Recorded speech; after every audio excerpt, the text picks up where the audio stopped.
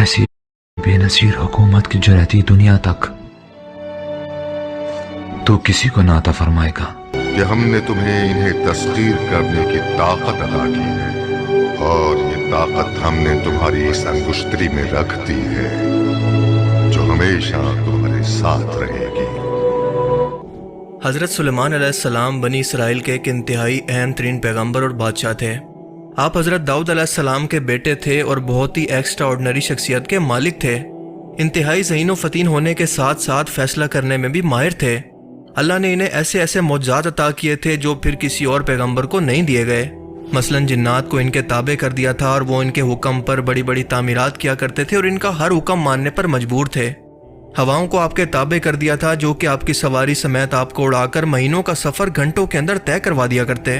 آپ جانوروں اور پرندوں کی بولیاں سمجھ سکتے تھے اور ان پر بھی آپ کی حکومت تھی۔ سب سے بڑھ کر آپ کو پوری دنیا پر جہاں جہاں اس وقت انسانی آبادی موجود تھی حکومت عطا کی گئی، جو کہ قیامت سے کچھ عرصہ پہلے تک حضرت عیسیٰ علیہ السلام کی واپسی کے بعد صرف ان کو عطا کی جائے گی، جب پوری دنیا پر صرف ایک ہی مذہب اور دین ہوگا، یعنی دین اسلام۔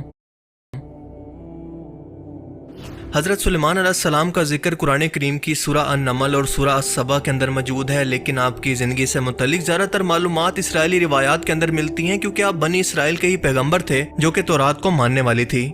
ان روایات کے مطابق اللہ نے حضرت سلیمان علیہ السلام کو ایک انگوٹھی عطا کی تھی جس کے اندر جنات کو قابو کرنے کی طاقت موجود تھی۔ آج ہالی ووڈ کے اندر بھی اس کانسیپٹ پر کئی فلمز بن چکی ہیں جن کے اندر یہ دکھایا جاتا ہے کہ ایک انگوٹھی کی طاقت کی مدد سے کیسے ایک شخص جنات اور شیطانی فوج کو قابو کر سکتا ہے۔ مثال کے طور پر ہالی ووڈ کی مشہور film Lord of the Rings, ان موویز کا کانسیپٹ دراصل اسرائیلی روایات سے لیا گیا ہے۔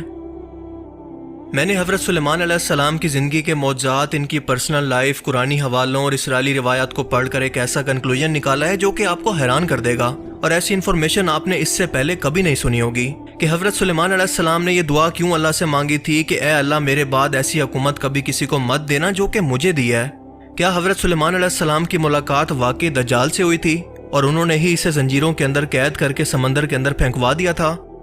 آپ کی کرسی پر یا آپ کی بادشاہت پر کس نامعلوم جسم کو لا کر رکھا گیا اور اللہ نے آپ کو آزمائش میں ڈالا؟ ان تمام سوالوں کے جواب ایک ٹائم لائن کے اندر ہم سمجھنے کی کوشش کرتے ہیں۔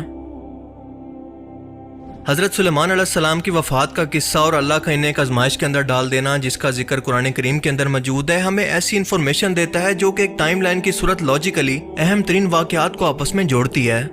اس انفارمیشن کا زیادہ تر حوالہ تفسیر ابن کثیر سے لیا گیا ہے اور اس ویڈیو کو ہم 2 پارٹس کے اندر ڈیوائیڈ کریں گے۔ تو چلیے شروع کرتے ہیں۔ جنات حضرت آدم علیہ السلام کی آمد سے پہلے زمین پر آباد تھے، لیکن کتنا پہلے اس کا کوئی ذکر موجود نہیں، لیکن ان کے شر و فساد کی وجہ سے انہیں حضرت جبرائیل علیہ السلام اور ان کی فوج نے اللہ کے حکم پر جنگ کر کے ان کو ویران میدانوں، پہاڑوں اور سمندری جزیروں کے اندر قید کر دیا تاکہ انسانی نسل کو آگے بڑھنے کا موقع مل سکے۔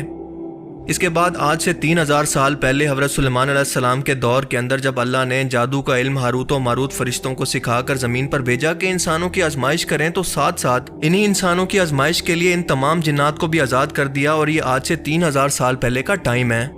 جب ان جنات کی وجہ سے فتنہ فساد انسانوں کے اندر بڑھنے لگا، یہ جنات انسانوں کے دماغ پر حاوی ہو کر ان سے قتل و غارت کروانے لگے، تو اللہ نے حضرت سلیمان علیہ السلام کو ایک انگوٹھی عطا کی اور فرمایا کہ اس انگوٹھی کی وجہ سے آج سے یہ تمام جنات تمہارے قبضے میں رہیں گے، یہ آج سے تمہارے غلام ہیں، تم جو چاہو ان سے کروا سکتے ہو۔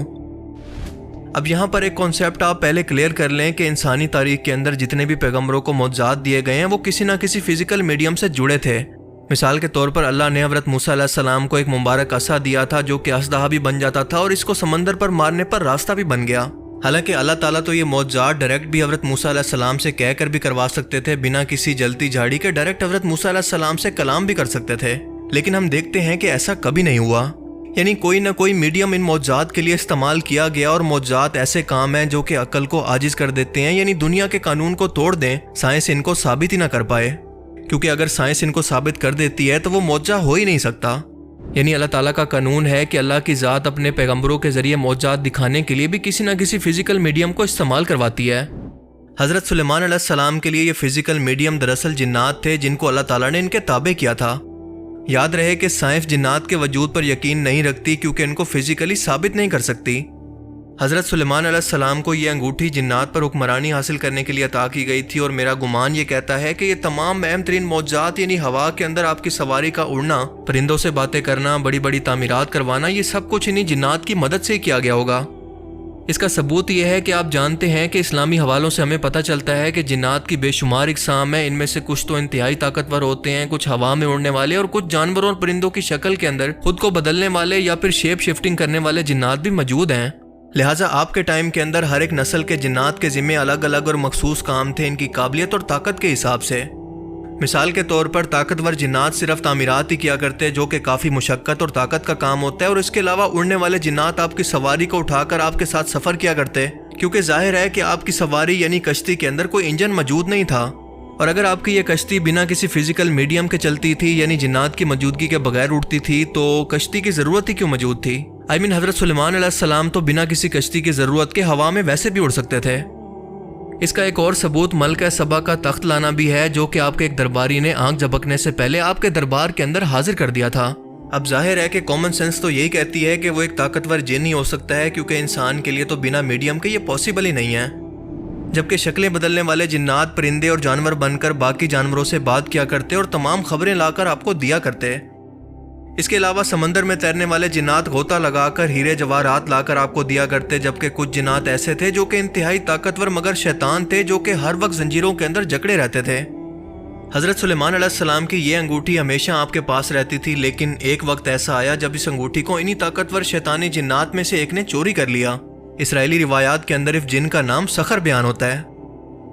حضرت سلیمان علیہ السلام کی ویسے تو 100 سے زیادہ بیویاں تھیں، لیکن آپ سب سے زیادہ اعتماد اپنی ایک بیوی جراوہ پر کیا کرتے تھے، اور آپ کی عادت تھی کہ غسل کے وقت یہ انگوٹھی اتار کر انہی بیوی کے حوالے کر کے جایا کرتے۔ ایک بار اس شیطان سخر نے موقع جانا اور حضرت سلیمان علیہ السلام کی شکل کے اندر آ کر آپ کی بیوی سے یہ انگوٹھی مانگی۔ آپ کی بیوی نے اس جن کو حضرت سلیمان علیہ السلام سمجھ کر یہ انگوٹھی اس کے حوالے کر دی، اور یہ شیطان جا کر سیدھا آپ کے تخت یا پھر آپ کی شاہی کرسی پر بیٹھ گیا، جہاں سے آپ پوری دنیا پر حکومت کیا کرتے تھے، اور اس نے آپ کی طرح پوری دنیا پر حکومت شروع کر دی۔ یعنی اب تمام شیطان اور جنات آپ کی سلطنت پر قابض ہو گئے اور آپ سے یہ سلطنت چھن گئی۔ اللہ تعالیٰ نے آزمائش کی خاطر خود شیطانی جنات کو ایسا کرنے کی اجازت دے دی، اور حضرت سلیمان علیہ السلام کو ان کی زندگی کی سب سے بڑی آزمائش کے اندر ڈال دیا۔ اور اس واقعے کو قرآن کریم کی سورہ الصاد کی آیت 34 کے اندر اس طرح سے بیان کیا گیا ہے کہ بے شک ہم نے سلیمان کو آزمائش میں ڈالا اور ان کے تخت پر عجیب و غریب قسم کے جسد کو لا کر ڈال دیا، اور پھر بعد میں انہوں نے اپنی سلطنت واپس پائی۔ عربی زبان میں اس شیطانی جن کے لیے جسد کا لفظ استعمال کیا گیا ہے، جو کہ انتہائی اہم ہے۔ یاد رہے کہ جسد ایک ایسے جسم کو کہتے ہیں جس کے اندر روح موجود نہ ہو، جیسے جسد خاکی جو ایسے انسان کے جسم کے لیے استعمال ہوتا ہے جس کی روح اس کو چھوڑ کر جا چکی ہو۔ اس لفظ جسد کا اصل مطلب ہے کیا، یہ ہم ویڈیو میں آگے جا کر سمجھیں گے۔